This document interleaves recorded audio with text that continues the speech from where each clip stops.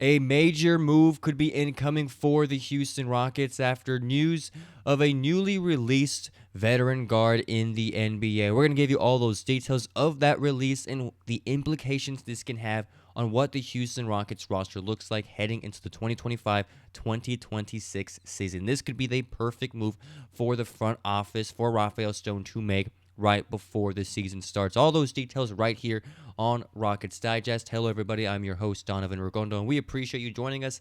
As always, this is your source for all the daily updates, news, and rumors, and reactions and analysis of all things Houston Rockets. If you want to stay up to date on your favorite H-Town team, go ahead and hit that subscribe button below. But we're talking about some off-season things right before the season starts, as there has been some major moves throughout the NBA and last-minute signings. We saw it with Russell Westbrook just the other day signing with the Sacramento Kings. And the Houston Rockets could be another team looking for a guard to add to their roster. And as James Piercy writes from Fanside, that he thinks that there is a perfect free agent target that just became available. And what he means by just became available, it's that the Charlotte Hornets have waived veteran guard Spencer Dinwiddie 3 months after initially signing him. So now Dinwiddie is officially on the market. And it begs the question, right?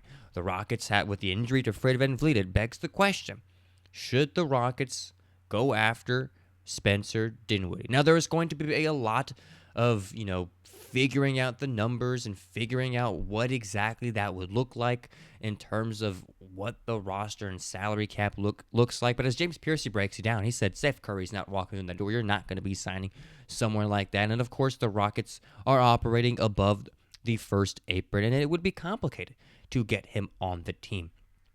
However, he does state, and it's very, very appealing as well, that Dinwiddie is as good of a realistic guard that the Rockets can get without making a trade. Given the slim list of trade-eligible Rockets at the moment, that makes him as good of an option as they'll find. And this is where I find the most interesting about this particular, right? The Rockets aren't going to get this mega star to add to the roster last minute. They're not going to make any big trades. That is not going to happen, considering how delicate this first apron situation is. They're going to need to, if they're going to make any move, it's going to be for a guy like Spencer Dinwiddie, who I believe signed a $3.6 million contract with the Charlotte Hornets, relatively cheap. Very solid player. He's not the player that he once was when he was playing with the Brooklyn Nets and was kind of in his prime, but still a solid option to have off the bench and to, kind of be a veteran guide for a guy like Reed Sheppard and for all the other guys on this team, and pairing him up with guys like Kevin Durant and Alperen Şengün could be a very, very solid thing for this team. And so I look at that and I say, hey, that makes some sense, right? Spencer Dinwiddie can provide all those things as well. He is a career 33.3% three-point shooter. He'd ideally be more efficient from beyond the arc. Kind of goes on to saying that Spencer Dinwiddie kind of shoots whatever he can kind of take, right? So that shooting percentage is a little bit lower than he anticipates, but ultimately he basically says that Spencer Dinwiddie is a competent playmaker. Last year he averaged 5.9 assists per 75 possessions for the Mavericks. Dinwiddie has solid floor vision with a willingness to share the rock, and ultimately that is something that is going to benefit this team, right? We're not going to look for Dinwiddie to be this incredible guy who's going to score his 15 points per game. That's not what we need. We need someone to just help facilitate, to get our main scorers like KD, to get our main scorers like Jabari Smith, Amen Thompson, Alperen Şengün, all working together. And, every once in a while there will be a wide open three-pointer. Dinwiddie is more than capable of hitting all of those shots. And these are kind of his stats throughout his entire career. As you see, he's been in the league for over 10 years, and he's going to, be that guy who can just provide that veteran leadership for this team.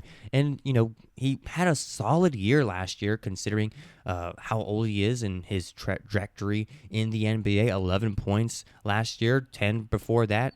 I think that's a 6 or 8 before that, 12, 17, 16, 17, going all the way back towards that 21-22 season. And so he's kind of been, a lot of different teams in the past few years, and he could find his way in Houston, move a little bit south, down I-35 to Houston, or not down 35, but you know what I mean. But down southeast of Dallas and be able to play for another Texas team and really be someone that this team can value, right? And I look at the Rockets roster, and no move needs to be made. This is not me saying that the Rockets absolutely need to make a move.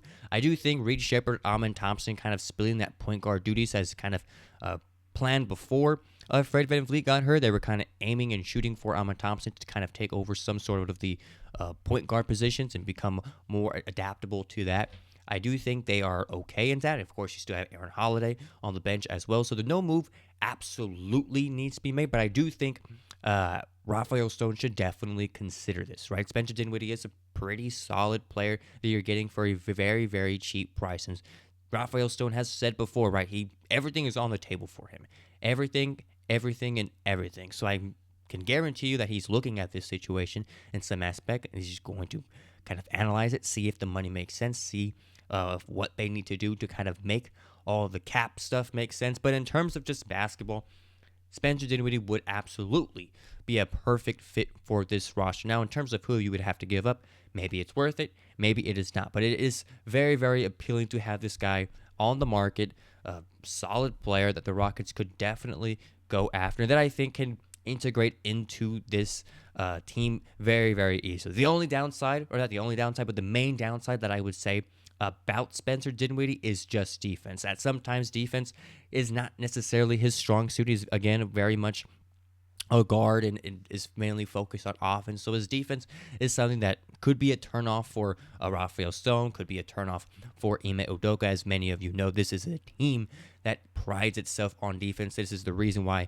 a major contributing factor as to why this team was the second seed last year heading into the playoffs, and a very, very solid team with a bright future. Defense is what is going to win this team a championship ultimately, and they need to have everybody on board with that. So that's the main downside I see with a guy like Spencer Dinwiddie and what he can bring to the table for the Houston Rockets. But ultimately, this is up to the front office. This is up to the guys that make those decisions. But I want you guys to let me know what you think about this potential move. Spencer Dinwiddie as a Houston Rocket, is that something that you want this front office to proceed with, to at least see what they can offer and what they can do to put him on wearing the Houston Rockets red? Let me know. Do you think that is good? Do you think that's bad? Let me know in the comments below. And again, if you've made it to the end of this video, that tells me you are a true Rockets fan. Go ahead and hit that subscribe button below. All right, we'll see you on the next one. Take care.